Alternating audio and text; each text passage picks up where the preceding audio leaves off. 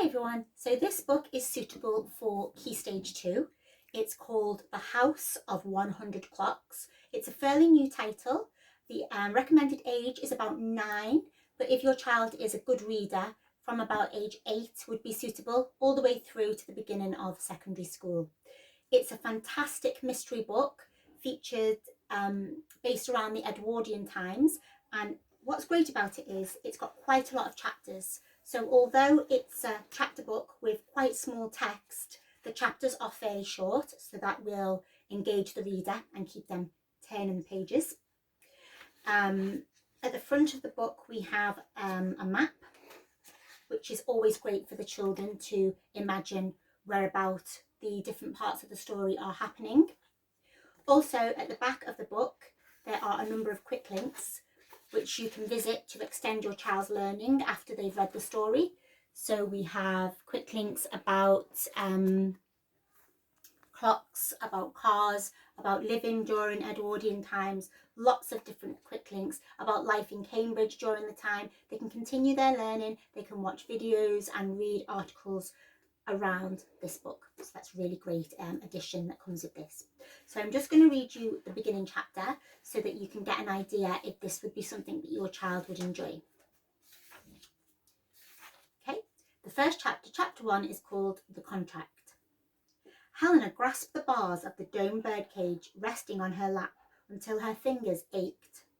Mr. Westcott was staring into the cage with an odd kind of intent that danced a shiver across the back of her neck. His rake-thin frame leaned forward across the desk, his eyes narrowing. "You omitted to say in your acceptance letter that you were bringing a bird," he said, his sallow cheeks tightening as he glanced first at Helena's father, then at Helena. Mr. Westcott's sister stood beside him in a high-waisted silk dress, the colour of peaches, her gloved hand resting on the back of his chair. They had the same small sapphire blue eyes. Miss Westcott's eyes were crinkling into a smile as they looked at Helena. Mr. Westcott's were not.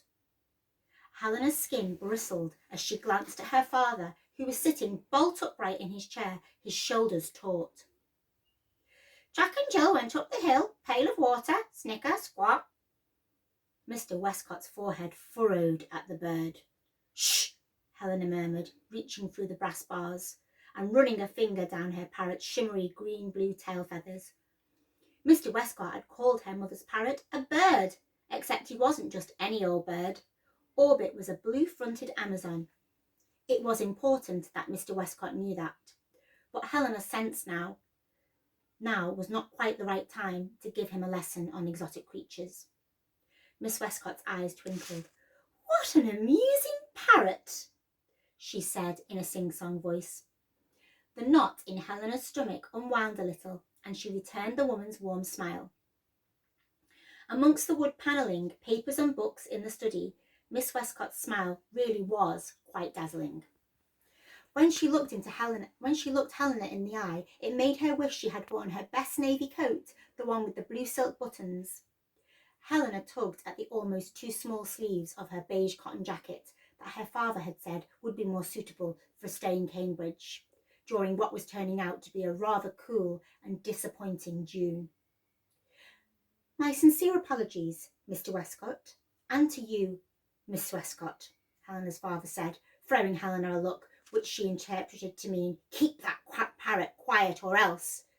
He pulled at his close-clipped beard. "There was so little time, and you made it clear in your correspondence that you were in urgent need of a timekeeper and a clock conservator. Wherever my daughter Helena goes, her parrot goes too." Mr. Westcott stood up to turn and face a large window which overlooked Trumpington Street and beyond to a tapestry of colour blooming behind the rail gardens of a university college. He folded his arms and a small huff expelled from his mouth. Noises from outside carried through the glass, a horse and cart rumbling, the pounding of children's footsteps and peals of laughter. Bicycle bells clamouring. Helena closed her eyes for a little more than a blink, long enough to imagine herself outside in the fresh air and out of the oppressive wooden room where everything seemed dull and dusty. "Oh, brother dearest," Miss Westcott said lightly, "what harm will a parrot do?" "I don't have the same affinity with birds as you do, Catherine," said Mr. Westcott, turning to give her a sharp look. There was something in the tone of his voice that implied his words meant something different to his sister. "Very well," he said curtly, "but the bird must stay in the cage. It must not be allowed to fly in the house, or it will damage the clocks." His face had been pale when they arrived. Now his skin was almost translucent, like a vampire or an animal which only ventured out at night. Helena frowned. Mr. Westcott did not seem too fond of birds, but at least his sister was a trifle more amenable. Memories of Orbit's arrival 4 years ago sprang into her head. Father had gladly spent more than a month's wages on the parrot as a birthday present for her mother, after she became besotted with his chattering in the aviary of a local pet shop. The shopkeeper had suggested a fancier, more expensive parrot with a golden plumage, but Mother would not be dissuaded. "Thank you, sir, but I do not desire this parrot for his looks. It is his voice and personality that amuses me. I have a feeling he will be the perfect addition to our small family." Her mother had said with a broad smile, and she had been right. "My parrot's name is Orbit," Helena said. The words popped out of her mouth before she even had a chance to realise she was thinking them. Mother used to say that was one of her most endearing and troublesome qualities, her ability to speak without first thinking of the consequences. The narrowing of Mr. Westcott's eyes seemed to suggest that he might not agree with the endearing part.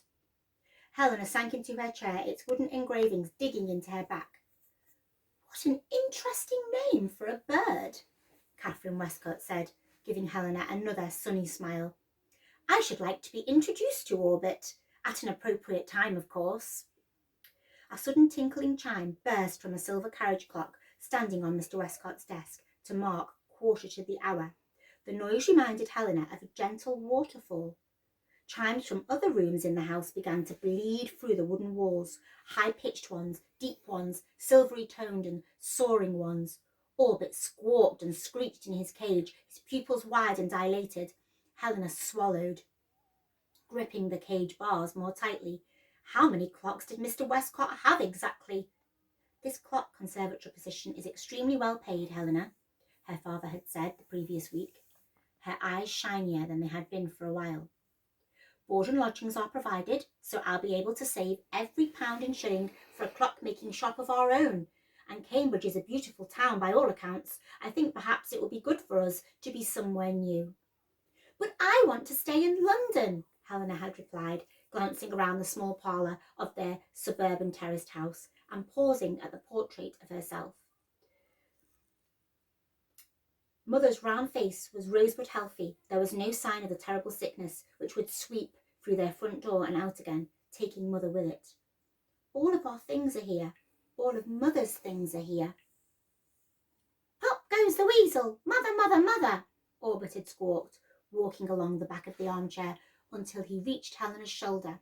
He'd nuzzled his beak into her hair and tugged on a few chestnut brown strands until her scalp began to smart. She'd picked Orbit up and placed him on her lap. The bird was still pining, and Mother had been gone almost 12 months now. "I have committed to the position for as long as Mr. Westcott requires my assistance, but it will not be forever. Our house and all of our things will still be here when we get back," Helena's father had said firmly, drawing the conversation to a close in the same way he drew the curtains at night, and Helena knew there would be no further discussion.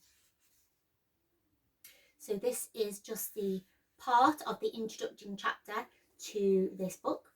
It is a mystery, so there's lots of exciting, scary, frightening, interesting things that are going to unfold in the story ahead and in Helena's time working for the clockmaker. So if you are interested in a historical Edwardian title for your child, some amusing parts but mainly a mystery, then this is the book for you.